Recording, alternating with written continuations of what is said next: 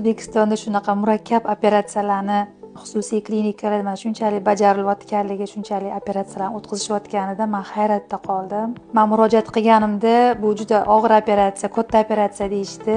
Nevroservis klinikasiga kelib, UZD apparatiga tushganimda kistes o'zib ketgan, ekstrapatsiya qilib olish kerak deyishganda, men juda qo'rqib ketgan edim. Matkani hammasini olish kerak deyishganda, men juda ham qo'rqdim. O'shanda bitta joy bilan chegaralanmaydi, 2-3 ta joylarga borib murojaat qildim. NS Medical klinikasi, ya'ni Nevroservis klinikasiga kelib Dildor Kamaldinovaga uchrashdim. Dildor Kamaldinovni men shunaqa tinchlantirdilar, xotirjam qilib operatsiyagacha olib kirdilar. Allohga shukr, men operatsiyadan yaxshi chiqdim. 4-kuni mana juda ham o'zimni yaxshi his qilyapman. Og'riqlarim qoldi.